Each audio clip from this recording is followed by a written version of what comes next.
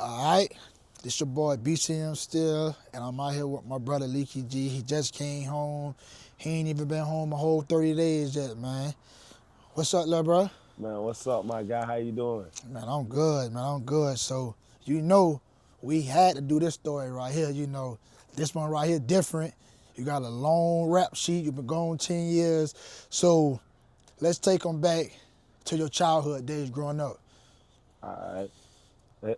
I can say growing up, it was different. I stayed in numerous places around my city, the city. Okay. Savannah, Georgia. Uh, my dad got locked up when I was little. I probably was like 2, 3, and my mom, both of them went to prison. Okay. My dad off Gwinnett Street, G Street. He go by Troy Black. He a legendary person in Savannah. Okay. But that goes to say, like, you could tell, like, the environment, how the environment is, grew up like different places and things of that nature. So for the most part, I had to grow up around my grandma and my auntie. Okay. And she took on the responsibility to raise me, as far as with the other two, siblings or whatever. But my mom, she did play a role in my life. She raised me as well. Okay. She did like a year or two or so. I can't recall like back off like just verbatim. But, she was there. She was there, my mom, she a notorious person, go by Lekeg. A lot of people know her in Savannah too. So, like I veered to the streets. Okay. Stealing bikes, fighting in school, just being a bad child. Then that veered to me going, middle school and stuff like that. When I got a little more worse, I got a bit worse then. Started stealing cars, breaking in houses. Life of crime really started, Yeah, that's for the most part. For the most part, it was a life of crime from that day forward. Like right that time, them type days. Probably like 11, 12, 10 years. Shit, when I was like 10 years old, I had my own gun and shit. Yeah, facts. And shit, like a lot of people like back then. How the days time I see, far as like where I came from. It wasn't like more so a lot of people, People had access to guns like that. Yeah, it wasn't like around. Today. Yeah, not like how Facts. the days time it is. It ain't. Yeah, because it's like I grew up around my grandmother, and my auntie. It's different from your mother and your father. Most definitely though. Catering, the responsibility there be more. It's just different for different folks. Yeah. But for the most part, that's how it be. So with that being said, it's just like I grew up in seeing people, smoking crack and shit like that, Okay. Shit like that. And drugs and drug use and shit like that, drug uses and sellage. So you say at the age of 14, that's when you first started your long-term bid? Yeah, that's when I got incarcerated. I was in and out the juvenile from like 12, 13, about 14 years old, about to be 15 years old. And I had got locked up for armed robbery or whatever. They charged me as an adult. So, by the time I was 16, I had ended up getting a sentence. Well, when I got sentenced or whatever, they gave me 10 years. I hadn't did about 2, so I had like 8 more years. And Okay. The day after my 17th birthday, which fell on a Sunday, that Monday they had took me to prison. And I was on the juvenile side of a prison. It was called Burroughs in Forsyth, Georgia. Okay. So, if you ain't got your sentence yet, they'll send you to the county okay. But if you already got convicted, then you going straight to prison. Yeah. That makes sense. Yeah. So okay, going from juvenile to prison, like that had to have been a crazy experience. Like Yeah. coming from just being a child to adult doing time. So I want to know about that story. Yeah, it's like, I ain't gonna lie, I was like nervous as hell because I'm like, shit, but I know it was coming because I already had the sentence when I was 16. So when my 17th birthday came, it was more so like, oh yeah, tomorrow is up, you know what I'm saying? Mm-hmm. So just sitting on the van as I remember, I was looking out the window like, I never think I would go to prison, like But you know, when you in the streets and things of that nature, like mostly everybody I grew up with, they dead. You feel me? Yeah. They locked up now, or lost their mind, or on drugs and stuff like that. So you know, I'm one of one really still to be around. You know, for my generation. Nah, facts. Yeah, Facts. yeah. Facts. That really was in the streets. You know what I'm saying? Going on my first year, Going like on I your was first like year. 9 months in. Damn. Yeah, he's the only person come see me too. That shit was like so crazy with that happening because I was waiting on the visit. And I had Okay. spoke to him about 2 or 3 times that week, which we get one weekly call in the juvenile detention when I was there. Okay. So I was waiting to see him. He used to come see me every, visitation day or whatever. Yeah, And facts. I talked to him the night before or whatever.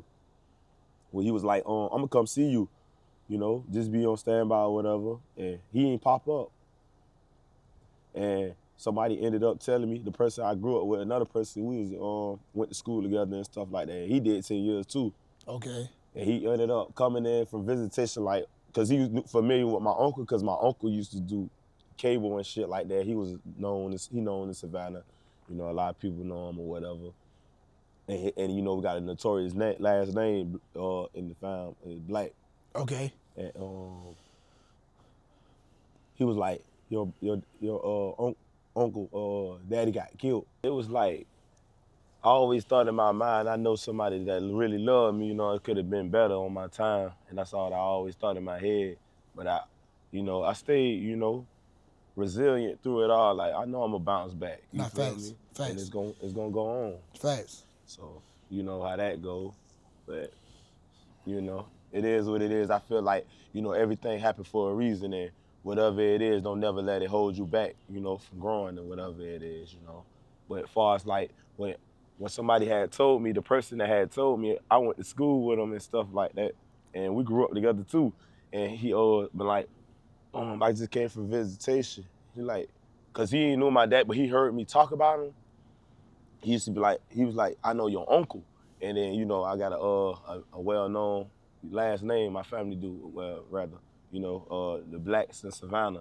So it's like, Reggie Black, woo, woo, woo. You know, your daddy his brother got killed named Troy Black. I'm like, what? Hold up. My dad. You know what I'm saying? And I was like, he came to visitation or something. And it's, you know, like a gut feeling. I like, something just felt like dark just in me, over me and stuff. And I just knew something wasn't right, but like, nah, I'm just bullshitting or whatever, you know what I'm saying? But it was found to be true though, you know? Yeah. He didn't want me to tweak out, but it was like, it's too late for that. Okay. Yeah. So, all what you doing time and your mom being locked up too, Yeah. you ever had talked to her? Yeah, Okay. We used to write each other and all, right? We used to write each other. They let me write her when I was in prison and stuff like that. I used to talk to her and stuff like that. Like for my first 2 months in juvenile, she used to come see me, but she ended up getting a warrant and like going on like four months into my bid, she ended up catching another charge and she got locked up or whatever, you know what I'm saying? And she had ended up catching some time in the county and she fighting officers and stuff. So they gave her additional time on her original sentence. They gave her, more time, they didn't run it concurrent. It was like consecutive. So after she did that time, then you got to go deal with the other time. Yeah, so they just put it in one though, and then just made her a longer sentence, extended her sentence. That was it. Damn, so that shit really was crazy too. Yeah, that's crazy. Mhm. I know around like 2023, I met Skrilla, and he always talked about you, bro. He always talked highly of you. So, how y'all had bumped into each other? Okay, I had ended up. That was my first prison. I was 18 years old, and I heard the people in there, or whatever, you know, the guys in the dorm, like, oh, you know, such and such, La Skrilla or whatever. I'm like, nah, I ain't never heard of them, because, you know, I've been a juvenile for a minute, you know what I'm saying? So I ain't never really just heard nobody just stress his name. And besides the people that I ran into at the prison. And he was fighting the case then. He had like 30 years, do 20 or something, like a dub. And they gave him like a 20. And he was fighting that, so he ended up coming back from court. He was at court, and we ran into each other, you know? And he was like, what's up, what up, who your people, you know, trying to see who I am. And like, what, I know your pops and stuff like that. And then we just got clicked tight. he like really had me under his wing in a sense, you know, Yeah, facts. just showing me certain little things and stuff like that. You know, he real quiet, and I just learned from him because, you know, I'm a like, you know, more social type of guy. Okay. You know, so I always been network. He networked too, you know, just in a different way. In a different way, for sure. And we for was sure. locked in for sure. You know, he was telling me the rap thing and stuff like that's the rap. You know what I'm saying? And he's like, Yeah. well, yeah, that's something you need to look Because into. he spoke highly of you.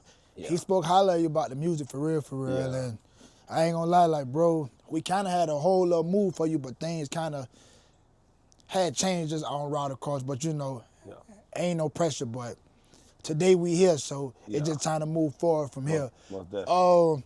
So the last, let's say, 6 months you about to come home, it felt like a drag to you, or like it was kind of smooth? It was smooth though, and it was like, yeah, it's going on. I know, you know, what we got planned or whatever, you know, because, you know, we kept in contact when I was back there before I even like physically met you too, so you know. Yeah, facts. But they kept transferring me like the prison I seen and that. stuff. So I seen that. I peeped that. yeah, a lot of stuff been going on back there, so they always be kind of transferring me and stuff. So I was like, dang, they keep doing it. I can't like really try to smooth my time out, and this going on and all this. Yeah. It's like, it was a lot chaotic. It seemed so chaotic before you get there. It's like a lot of things get in your way. And it's like, I guess it's temptations or whatever you say. Facts. Yeah. First day coming back to the pool, how did you feel, like, just seeing the city, like? It felt like, what? I'm really here, you know? It like felt like a dream in a sense. Like, like that's what I be stressing still, like a dream. And you know, I just looked at the city and went seeing family. Like everybody just like, what? You so big and stuff, you know what I'm saying? Yeah, you so grown now, you know? Cause I left as a child, like, and then I'm returned as a grown man. A shining star for sure though. Facts. Yeah, it's gonna happen. I'm gonna show them, cause you know, never give up. No matter what, never give up. Facts. Believe in yourself. Even if nobody believes in you, always believe in yourself. Like Skrilla said on the reel before, you know, he said a lot of people gonna give up on you, but don't give up on yourself. You know, and I looked at a lot of videos and stuff, you know, because I look at him like, you know, as a positive outcome of, you know, where we come from, Savannah, and I'm like, he did it. He did it for sure. And you know, it's a lot of things, obstacles and stuff like that coming, you know, into play.